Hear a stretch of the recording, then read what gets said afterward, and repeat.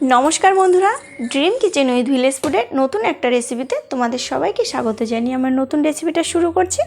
আজ আমি বানাবো সমুদ্রের চুনো মাছের ঝাল। তো এটা দেখো, এই মাছটা কিন্তু তোমরা অনেকেই চেনো, সবাই হয়তো এই মাছটা খেয়েছো। ভীষণ ভালো হয় এই মাছের ঝাল। তো চলো আমি রেসিপিটা শুরু করব। রেসিপিটা পারফেক্টলি করার জন্য থাকছে অনেক টিপস অ্যান্ড ট্রিক্স। তো প্রথমেই দেখতে পাচ্ছ মাছগুলো কিন্তু আমি একটু জলের মধ্যে ভিজিয়ে নিয়েছিলাম। এবার মাছগুলো খুব ভালোভাবে কেটে নেব।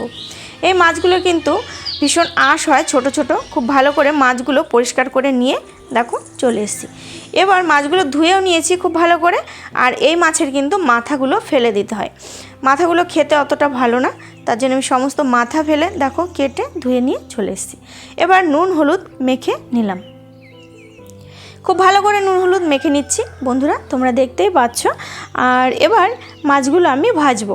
তো এই রেসিপিটা একবার হলেও তোমরা বানিয়ে খেও, ভীষণ ভালো লাগে। আর এই মাছটা কিন্তু খুব একটা বেশি দামও নয়, আর খেতেও বেশ ভালো। তো বুঝতেই পারছো, দামেও কম, খেতেও ভালো।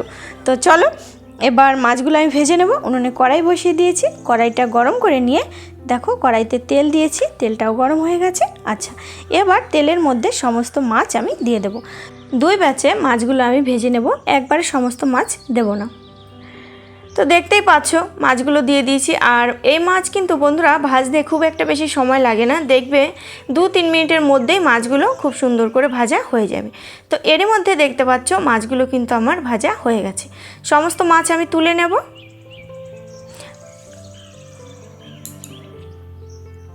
এবার ওই একই তেলের মধ্যে দিয়ে দিলাম কয়েকটা সাদা জিরে, আর দিয়ে দিলাম 2টো পেঁয়াজ কুচি। আগের থেকে আমি পেঁয়াজটা কুচিয়ে নিয়েছিলাম। এখানে তোমরা মাছের পরিমাণ বুঝে পেঁয়াজ দেবে। আর দিয়ে দিলাম একটা টমেটো। তো টমেটোও কুচি করে কেটে দিয়ে দিলাম পেঁয়াজের মধ্যে, একটু নাড়াচাড়া করে মিশিয়ে নিলাম। দিয়ে দিলাম কয়েকটা চেরা কাঁচা লঙ্কা। এবার আগের থেকে আমি আলু কেটে রেখেছিলাম, তো কেমন করে কেটেছি তোমরা দেখতে পাচ্ছ। তো আলুটাও এই মশলার মধ্যে দিয়ে দিলাম। খুব বেশি ঝামেলা এবং খুব বেশি সময় কিন্তু এই মাছটা রান্না করতে একেবারেই লাগে না। তো তোমরা 5 মিনিটের মধ্যে কিন্তু রেসিপিটা তৈরি করে নিতে পারবে। আর দিয়ে দিলাম স্বাদ অনুযায়ী লবণ।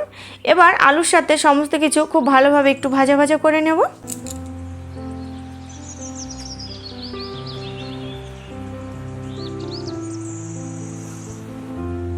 এবার দেখো দিয়ে দিলাম আমি কিছুটা মশলা বাটা। এখানে আদা, শুকনো লঙ্কা আর জিরে একসঙ্গে বেটে নিয়েছি, সেই মশলাটা দিয়ে দিলাম। আর দিয়ে দিলাম সামান্য একটু জল।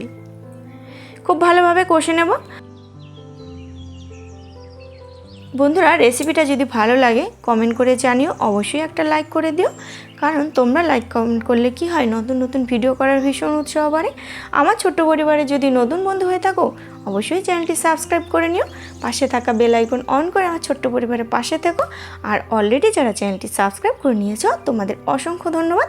বন্ধুদের মধ্যে রেসিপিটা শেয়ার করো। তো মশলাটা কষানো হয়ে গেছে আলুর সাথে। আর এর মধ্যে কিন্তু পরিমাণ মতো হলুদ দিয়েছিলাম, তোমরা দেখেছো। এবার দিয়ে দিলাম জল।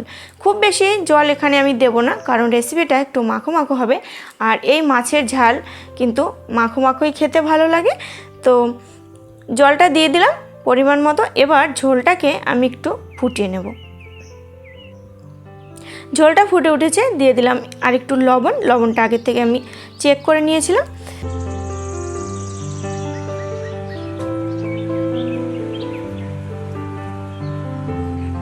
আচ্ছা, এবার দেখো দিয়ে দিলাম আমি মাছটা দেওয়ার পরে খুব ভালোভাবে মিশিয়ে নেব। তো রেসিপিটা প্রায় কিন্তু হয়ে গেছে। এবার খুব ভালোভাবে মাছের সাথে মিশিয়ে নিয়ে 2 মিনিটের মতো আমি একটু ঢাকনা চাপা দিয়ে রেখে দেব। তো বন্ধুরা রেসিপিটা হয়ে গেছে, নামিয়ে নিলাম। দেখতেই পাচ্ছ কতটা সুন্দর লাগছে দেখতে। দুপুরে গরম ভাতের সাথে জাস্ট রেসিপিটা জমে যাবে।